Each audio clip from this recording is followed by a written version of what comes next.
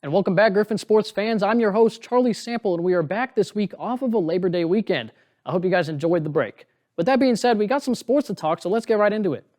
Starting us off is just a quick mention for men's basketball. We will not see them in action until Halloween, so a lot of episodes before the season starts, but we will keep reminding you all each week. The women's schedule is still not out yet, but we will give that to you when we can.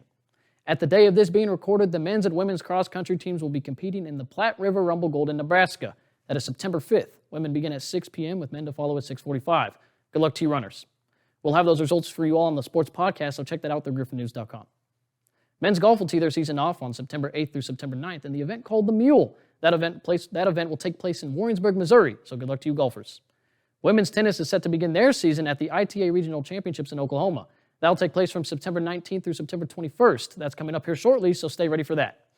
We gave you a slight preview last week, but the women's volleyball team season will begin today, September 5th, and tomorrow, September 6th. They'll be competing in what is called the Gorilla Classic, located in Pittsburgh, Kansas. Today, they begin with Southern Arkansas at 2, and then against MIAA opponent Pittsburgh State at 7. On the 6th, they play against Truman State at 11:30 a.m., and to follow is Lubbock Christian at 4:30. Lots of action from the ladies this weekend, and we're ready to see that setter situation and what's to come for this team. Check out those results on the podcast next week. Well, we already highlighted it before, but the women's soccer is about to begin. Tonight, September 5th, the Griffons will take the home field at Spratt Stadium at 7 p.m. Be there. Show out for your Lady Griffons. They will also be playing at home again this Sunday, September 7th at 1 p.m. against Northern State. Incredible season they had last year, and it's only going to get better, so stay tuned for that. With all that being said, we actually do have some sporting results for you all, so let's dive right into that with women's golf. Well, as you see on the screen there, courtesy of Go Griffons, the women's golf team placed third of 18 teams in their first competition, the Central Region Fall Preview. Nebraska Kearney came in second with 600 total strokes, 24 over par, with Central Missouri coming in first with 586 total strokes, plus 10 over par. Excuse me if I'm not saying that terminology correctly. I'm not much of a golfer. Women's golf will be back September 8th through September 9th in Muskogee, Oklahoma, in the NSU Women's Classic hosted by Northeastern State. Phenomenal way to start the season, as you saw on the screen there. Inez got first place, or not first place, she got fifth place there. 1 over par, 73 in the first round, 72 in the second round. Phenomenal start to her season, and a phenomenal start for the golf team in general, third of 18 teams. So very exciting to see exactly what they're going to do with that going into Northeastern State down there in Muskogee. So it'll be interesting. I think we're all ready to go. Again, third of 18. You really can't start much better than that. Well, we talked about some golf. Now let's go ahead and look into some football. Well, again, as you can see on the screen there, we got some stats for you, but number 23, Augustana beats Missouri Western, or Mo West, 30-26 in that season opener. So now we're just going to dive right in there. QB1 is, in fact, Kane Donovan. He went 15-27, 226 yards, 2 touchdowns, and an interception there. And then your leading rusher of the day was Merrill Fountain. He had 14 attempts for 58 yards. Right below him is Brandon Hall. He had 10. We talked about him in last episode. 10 attempts there for 49 yards, and then the only rusher to have a touchdown in that game was Ricky Dunn. 8 carries there for 30 yards and the touchdown. And now receiving-wise, Bryce Marcus III led the team, 2 receptions for 89 yards and a touchdown, his longest going for 45 yards there. Below him, Demir Abdullah, 2 receptions, 35 yards, his longest being 28. And then your other receiving touchdown belonged to Michael Haggerty with 2 receptions, 27 yards, and that touchdown was a nice over-the-shoulder grab that he had there. Nice throw by Kane Donovan. Defensive side, it's Keenan Gaskin. He's back in action. 10 total tackles on the day, 8 of those being solo, and he had a tackle for loss. And then Brecken Manis had 2 tackles for loss. Deontay Young, he also had a tackle for loss and a half sack.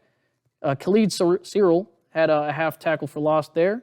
Braden Everston, tackle for loss. And then Marvin Gant, half tackle for loss, half sack. So pretty phenomenal way to start the season. Again, I know it's a loss, but you're going up against a nationally ranked team. There's really not a whole lot you can be upset about in that standing. So I know that was a little bit of stats there, but let's look into our MIAA standings.